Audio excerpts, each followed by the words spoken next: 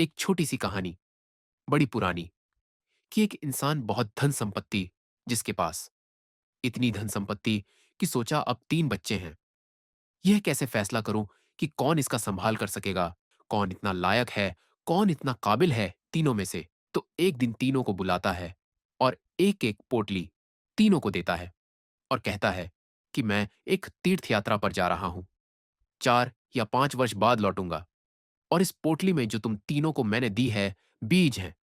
और जब मैं वापस आऊं तो तुमने मुझे यह बीज वापस करने हैं और बड़े ध्यान से इनकी संभाल करना और मुझे यही बीज लौटाना।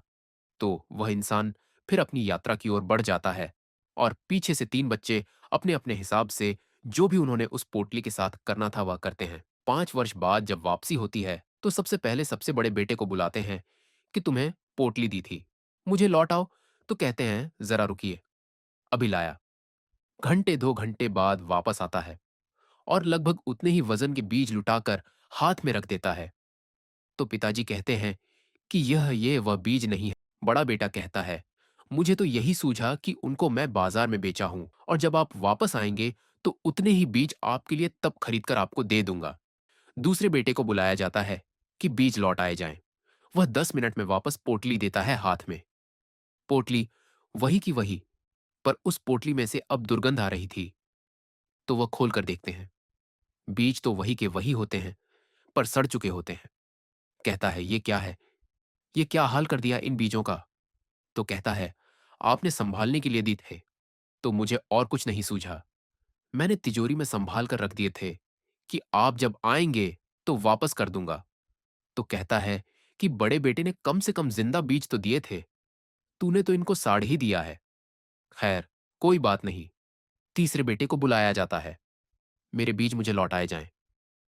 कहते हैं, आइए मेरे साथ। घर के पास बगीचा दिखाया जाता है।